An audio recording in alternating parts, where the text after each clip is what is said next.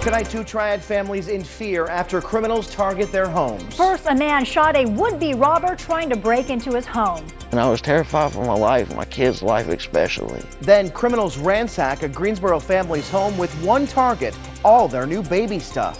Someone came and just took it without not even caring. It's a national crisis. Mothers dying from childbirth. Thousands die every year, but black mothers are 3 to 4 times more at risk. We could have survived, but they failed me. Like, they completely failed me. Plus, a triad teen who beat cancer 3 times aims to kick it for good. WFMY News 2 at 11 starts right now. Two triad families concerned for their safety. A Greensboro family robbed during a quick trip to the store. And in Randolph County, a man shot another man accused of trying to break down his door. Let's start in Greensboro. A couple expecting their first child came home to find their house cleared out, including items for their baby. Right now, they have to start over. In a story you will only see on WFMY News 2, Jessica Winters found out what they plan to do now. The Millers were just running some errands yesterday, shopping in the middle of the day, and when they got home, noticed their door was kicked in and all their brand new baby stuff gone. Me and my wife goes to Target. About an hour and a half, 2 hours tops. But when Henderson and Chelsea Miller returned to their East Greensboro home, I noticed my door was open. Never leave the door open. It was literally kicked in, like the whole frame. it's not something this expectant couple was expecting. My bedroom door got a hole in it. Bedroom trash, drawers all out. And the worst part of all, Pampers gone. Infant clothes, stroller, mainly just my baby stuff gone. yes, even diapers and Chelsea's pregnancy medicine stolen. It's something that I really need in order to stay healthy for myself and my baby. The happy couple smiling in their baby shower pictures, celebrating their miracle baby Capri. We have pictures of us all over the place. Some of them now shattered, and their baby shower gifts snatched. Someone came and just took it without not even caring. They just, and it's obvious that she's not even born yet, you know?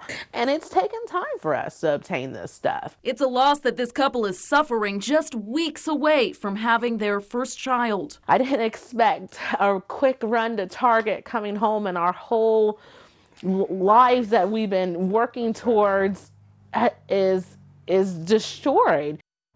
The Millers did file a police report. Chelsea is due on March 1st. Henderson says he's going to have to work extra shifts to scrape by now that they have to replace all their baby stuff. Jessica, thank you. Now to a scary attempted burglary in Randolph County where a man took matters into his own hands. Right, he defended his family by shooting a man suspected of trying to break into his home. And when it happened, WFMY News 2's Alma McCarty learned his children were inside. Well, of course, Alexander Davis is still shaken up after he begged for this man, Jason Edward Brown, someone he did not know, to just please leave, as Brown pushed harder and harder against the front door. Only minutes before the terrorizing experience, the man came into Davis's backyard where he was working on his motorcycle with his young son. My son wandered off and he drug him back by his arm. He didn't really like drag him, but he grabbed him by his arm. And I didn't like some random man touching my kid. Picked up my son, I brought him in the house and I told him, I said, I don't know who you are or whatever, where you came from. I said, but please, you just need to leave. Now, Davis thought he'd go away, but once inside, he heard a jingling noise at the front door. Kept trying to nudge the door with his elbow and shaking it, trying to get in. And that's when my heart hit my feet. You know, instantly I thought he was trying to come in and hurt me and my family. Davis says he took his shotgun and fired a warning shot out the back of the home, but then things escalated. The suspect kicked the door off the hinges and tried reaching inside. That's when Davis fired back through the door. I didn't have no choice. I told him probably 10 times why he kept nudging me, just need to leave. I didn't want to do this. I said, I'm not trying to do this. I said, please just leave. I said, you're terrifying me and my family. And when he reached again for the whatever he was reaching for me, trying to get inside, just kept nudging. I mean, if I wouldn't have did that second, he would have been in my house the next second.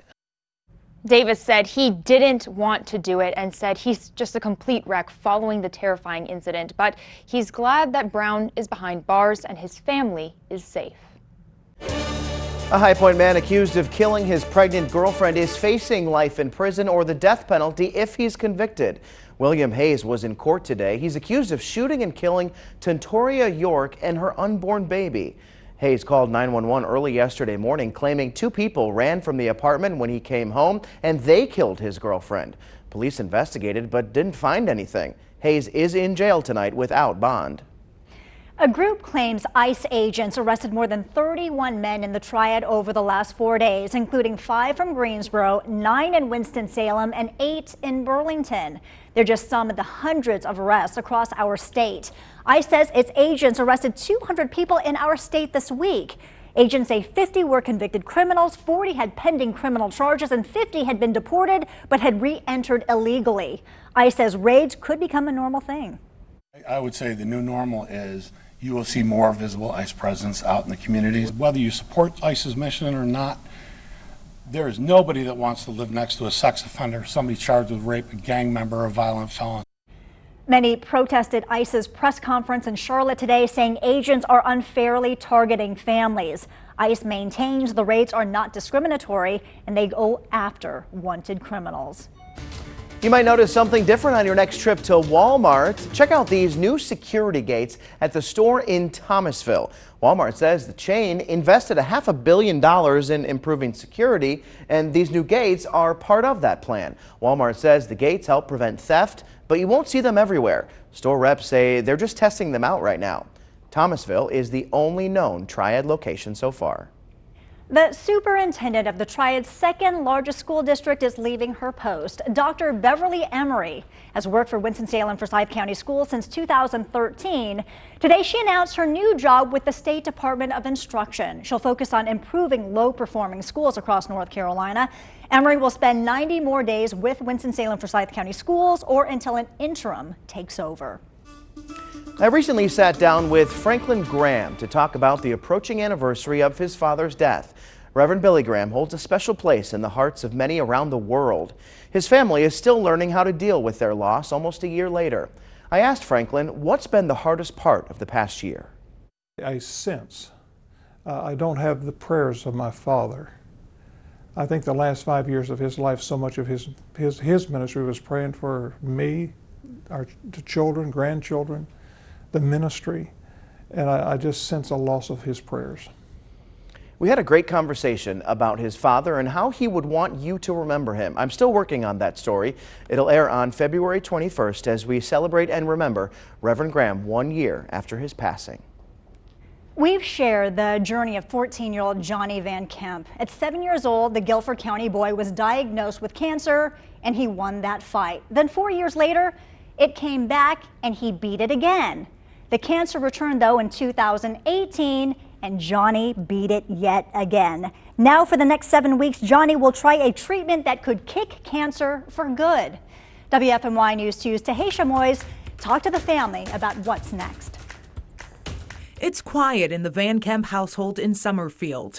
The family is gearing up for what's hopefully the end to a long and painful journey. We just wanted to have a normal, predictable, typical, life, and sadly it all changed in the blink of an eye 7 years ago. Life had different plans. Between 2012 and now, Johnny's beat leukemia 3 times.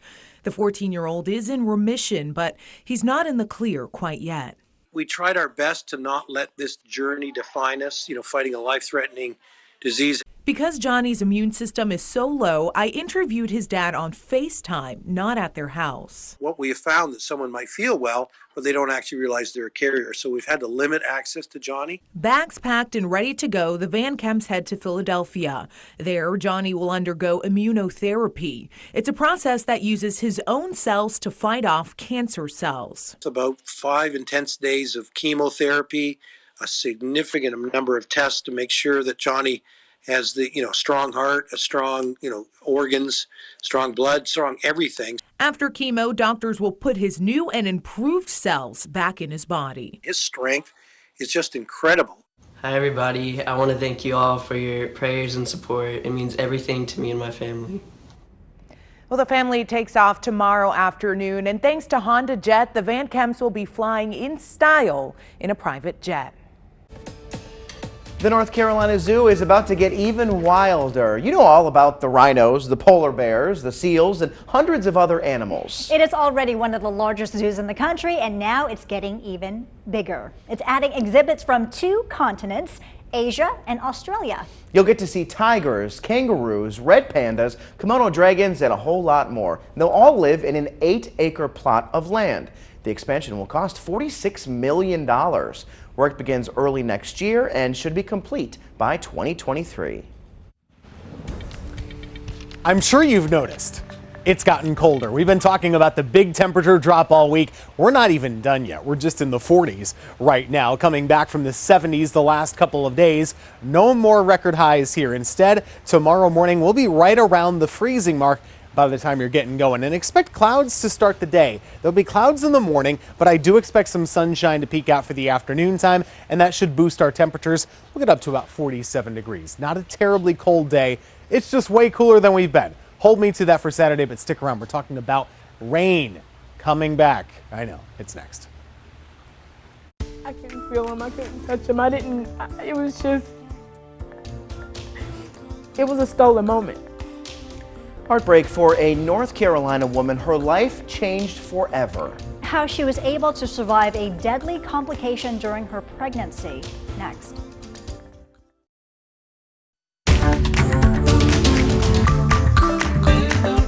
What was supposed to be the happiest day for a new father turned into a nightmare. Brandon Isaac watched his wife and newborn son fight for their lives in the delivery room, a struggle he says didn't have to happen. Their story is part of a disturbing trend that shows more mothers are dying from complications during childbirth. The CDC says the numbers are even more alarming for Black women. WFMY News 2's Tracy McCain spoke with the father, and Tracy, it is a heartbreaking story. Yeah, Julie, it's absolutely devastating. In the blink of an eye, Brandon Isaac lost everything that he knew and loved. And he's just one of hundreds of fathers out there who not only say this didn't have to happen, but that it only happened because his wife is Black.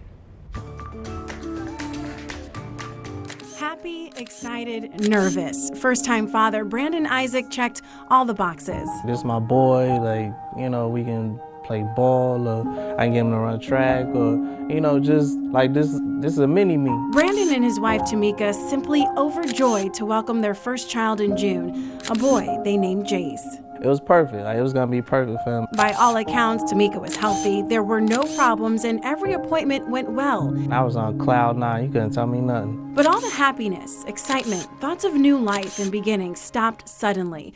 Mother's Day weekend 2018, Tamika is rushed to the ER. She had a softball-sized hematoma on her liver, and there was almost 1 liter of blood in her stomach. Her body in crisis, her liver ruptured. It's a coin flip whether or not she's gonna make it. Doctors performed 7 surgeries, but they couldn't stop the bleeding. They said as fast as they were putting it in, it was coming out. This happens to 50,000 women in the United States a year, women who almost die due to pregnancy-related complications. Every year, 800 mothers do not survive, and according to the Centers for Disease Control, the numbers are worse, especially for Black women. In North Carolina, for every 12 white women who die, there are 30 Black women who do not survive childbirth. Dr. Walda Pinn is an expert here in Greensboro. Here we have a young, healthy African-American female, and, you know, the ball was dropped somewhere postpartum. There is one miracle in this. Tamika survived. I was dying, and I had absolutely no idea I was dying. A simple urine test would have told you that, hey, something's wrong, we need to deliver, because preeclampsia, HELP syndrome, the cure is delivery. Tamika says her OBGYN never gave her a urine test, missing all the warning signs. As a doctor, you have a responsibility to take care of your patients, and mine failed me. When she awoke from her coma, Tamika learned her near death was far worse than she could have ever imagined. How do you tell a mother that was just pregnant? How do you go tell that mother, like, you have to hold your baby? And you have to say goodbye to them. In an instant, Tamika and Brandon's life changed. They would never bring Jace home. I couldn't say anything. I couldn't feel him. I couldn't touch him. It was a stolen moment. And the problem is, it was a moment that didn't have to happen. His little feet. I love little baby feet. What happened? Like, why didn't you help me? He was 4.4 pounds, 7.6 ounces, and he was 18 inches long. He could have survived, but they failed me. Like, they completely failed me. Tamika says there were at least 5 opportunities to catch her preeclampsia before it got to this point, but her OB office never tested her. She says race is a factor. There's definitely a bias with Black women. So many babies are dying. We could have had Christmas with our son, but because I'm Black. Well, Tamika and Brandon are so brave to share their story, and in doing so, they've learned that they're not alone. Now they're sharing their story and educating others so that what happened to them doesn't happen to anyone else. Their best advice is to do your research. Know when to get tests and why. If you haven't gotten a urine test or an ultrasound or blood work, then do so. And if you don't ask questions, then you really should.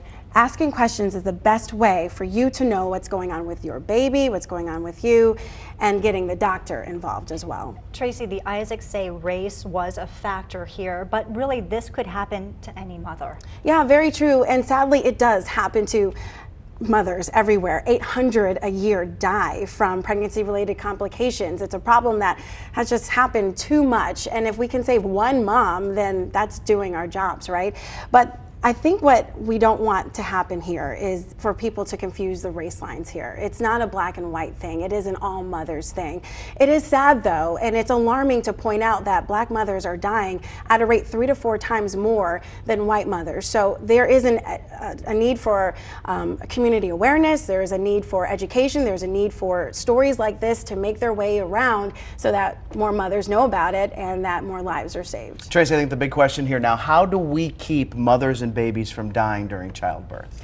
Well, I think what's going to happen is conversation, knowing what's happening with your doctor, knowing the research behind if your doctor has had cases like this before, knowing when you're supposed to get tests. But there is a bill in the House right now that has passed, and that's a good thing because $60 million will now go to states to help eradicate this, to make sure that this doesn't happen to mothers anymore. But again, this does not regulate doctors' offices, so parents, you're still going to have to stay on top of your doctors to make sure you're getting the tests that you need, when you're getting the tests you need, at the same time that you're getting the tests that you need. And change is happening. Yes. Tracy, so good to see you. Appreciate it. Thank you. Well, folks, weather-wise, I'm going to show you something here you don't see very often. What this is a temperature change map, not a temperature map.